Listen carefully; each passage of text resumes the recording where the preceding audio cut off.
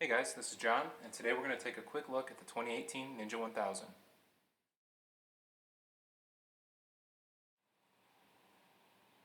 So this is the 2018 Ninja 1000, or the Z1000SX in other parts of the world, and the color is the matte fusion silver with metallic spark black. This bike is completely stock, it has 0 miles on it. I just picked it up a few days ago, and unfortunately it's snowing here in Michigan, so I'm not going to be able to ride it for a little while.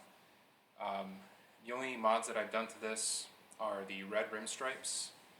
I removed the factory reflectors on the front and rear fender, and then I installed a phone mount on the handlebar.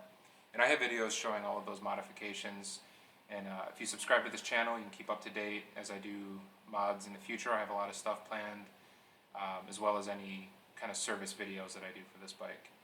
So today's video is just going to be a walk around, an overview. We'll look at some of the features and details of this, and let me know in the comments if you have any questions.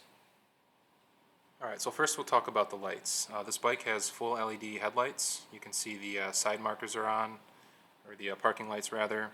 It has LED low beams, which are up here, and then LED high beams. One nice thing about this setup is that the lights are fully symmetrical, meaning that when you have the low beams on, you have 2 lights on each side. When you turn the high beams on, these 2 lower lights turn on. So you don't have that kind of asymmetrical look where you have the low beam on one side and the high beam on the other. Moving over to the side markers are integrated into the bodywork so they don't stick out. These use an incandescent bulb, but I'll be putting a LED bulb into these.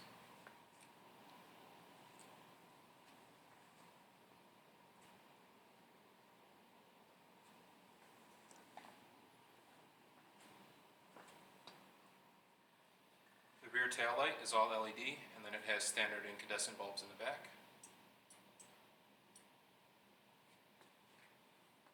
So here's a look at the instrument cluster.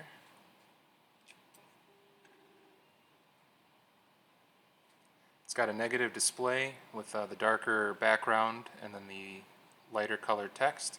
And during daylight, you don't see any of that bluish tint. It just looks like a black background with white text. Big tachometer in the middle, and then you have status lights over on the left. The instrument cluster is controlled with the switchgear over here on the left. You have this selector switch along with the up-down arrow. So if we press on the down arrow on the selector switch, you can see it changes the setting down in the bottom right.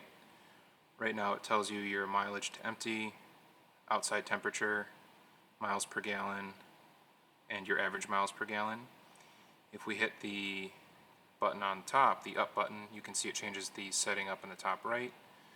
Right now it's the odometer, 0 miles, trip A, and trip B.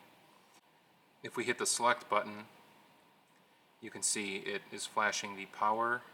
There's full power and low power, and that goes from 140 horsepower down to about 100 horsepower. If we hit select again, it blinks the K-track light, or the K-track number. Right now it's 1, this is the traction control. If you hit up, it goes off. You can turn the traction control off. 1, 2, and 3, which is the most restrictive setting. The tachometer also has a programmable shift light.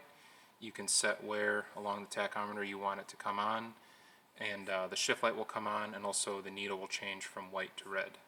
One of my favorite features about this bike is the adjustable windscreen. Right now it's in the highest position. There's a button right here that you press, and you can move it to the middle position or the low position.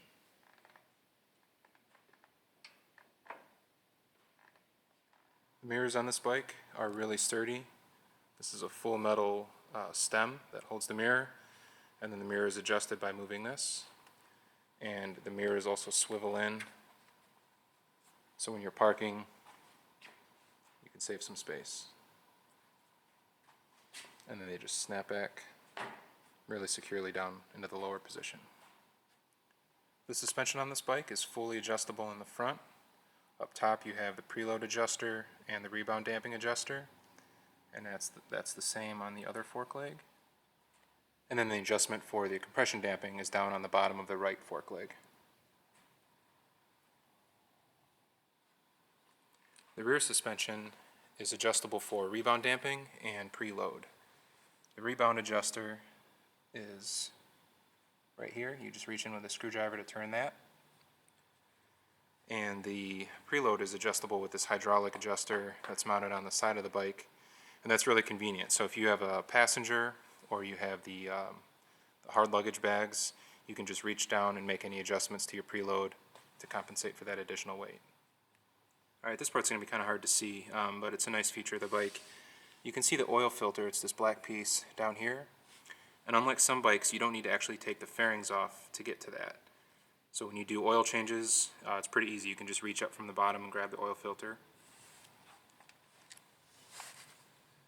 The oil drain plug is right here on the bottom, and your oil filler cap is on the right side, and then the sight glass for the oil levels right there. So here at the back of the bike, you can see that it has this interesting adjuster for the chain tension. You loosen this back here, and then this whole piece rotates on both sides to put tension on the chain. And you can also see the mounting location for the spools. This is a really tight fit. There's not much clearance between the spool and the exhaust, and there's also not a lot of room between the spool and the swing arm.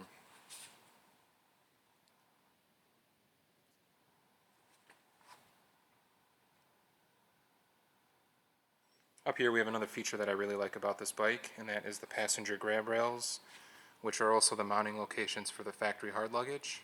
You can see the two spots here, and then the bottom of the hard cases mount on this piece. I have those hard cases coming in, and so once those come in, I'll do a video showing how those work and how you set them up.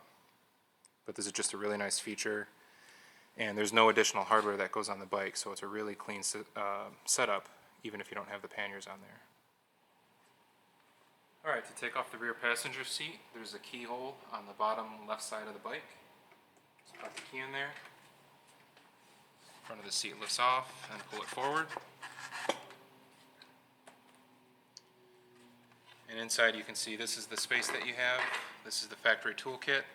There's a rubber belt that holds it in place, and you also get these helmet locks.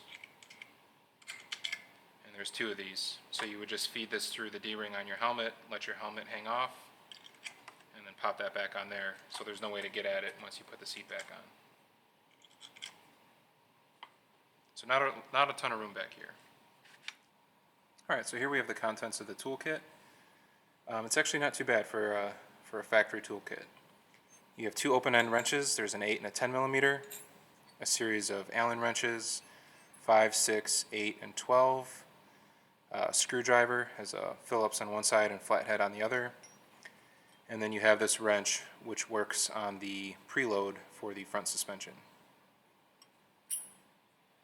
Alright guys, so that's it. That's a look at the 2018 Ninja 1000. I hope you enjoyed the video. Like I said, I have a lot of other videos coming with mods and doing work on the bike. So if you're interested in seeing those, you can subscribe to this channel and you'll see those as they come out. If you have any questions, comments, let me know down below and I'll be happy to answer those. Thanks.